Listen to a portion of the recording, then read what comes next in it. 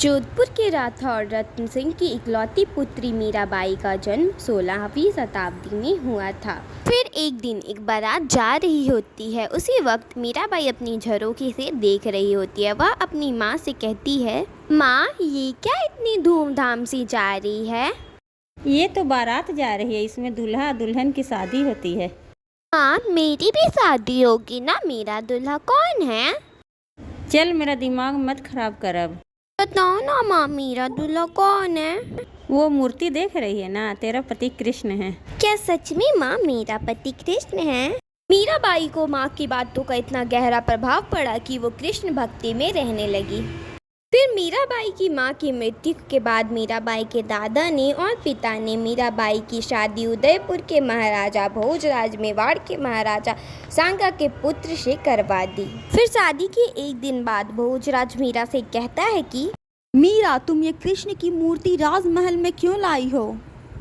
ये क्या आप बोल रहे हैं? मैं कृष्ण के बिना नहीं जी सकती। वही मेरे पति हैं और वही मेरे सब कुछ है। क्या तुम ये क्या बोल रही हो? मैं अभी ये बात माँ को बताकर आता हूँ। फिर वह क्रोधित होकर मीरा को धक्का देकर वहां से चला जाता है।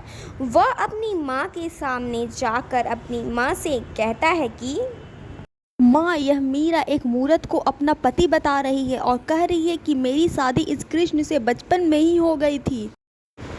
रुक बेटा, मैं उसे अभी समझा कर आती हूँ। फिर भोजराज की माँ और उसकी बहन उदाबाई मीरा के कक्ष में जाते हैं और मीरा से कहते हैं कि ऐ मीरा, तुम मेरे बेटे को क्या भड़का रही हो? आज के बाद तुमने मेरे बेटे को भड़काया ना तो तुम देख लेना।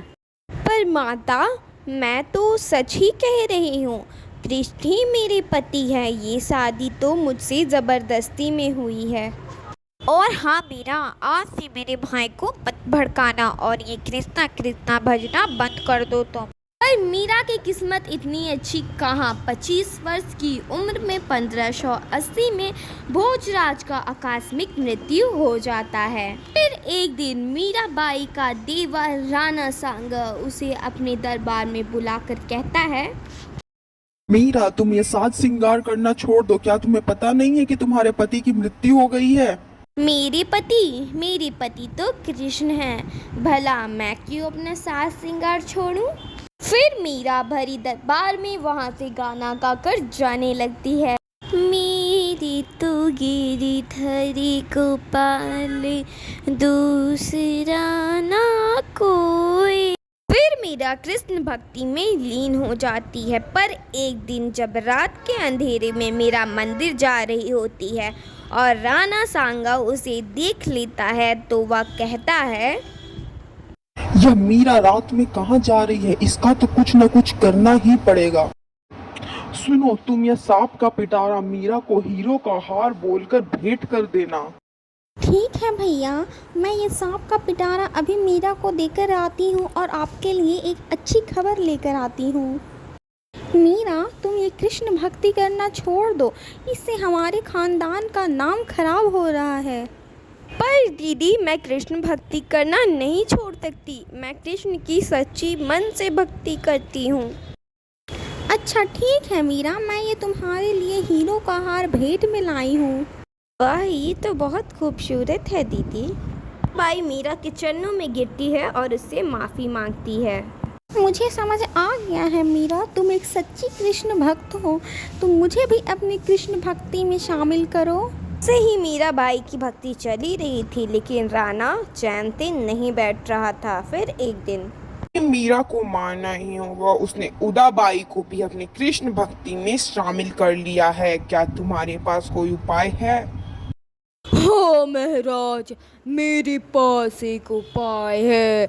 हम मीरा को कृष्ण का प्रसाद कहकर जहर का प्याला पिला देंगे। हाँ, तुम्हारा ये उपाय बेहद ही अच्छा है।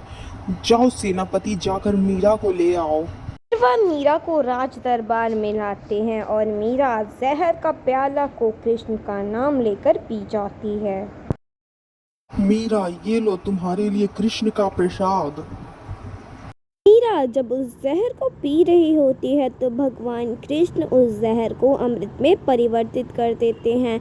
ये सब से परेशान होकर मीरा तीर्थ के लिए निकल जाती है। वो द्वारका, वृंदावन, मथुरा जाती है और वहाँ पे उसके काफ़ी भक्त भी होते हैं। फिर एक दिन जब मीरा अपनी भक्ति में लीन थी तब मंदिर के द्वार अपने आप बंद हो जाते हैं। एक अजीब सा द्वार से प्रकाश उत्पन्न होता है और जब दरबार खोला जाता है तो वहाँ पर कृष्ण की मूर्ति में लिपटी हुई रहती है मीरा की साड़ी। और वहाँ पे मीरा नहीं थी। इससे सभी को समझ आ जाता है कि मीरा कृष्ण की मूर्ति में समा गई है।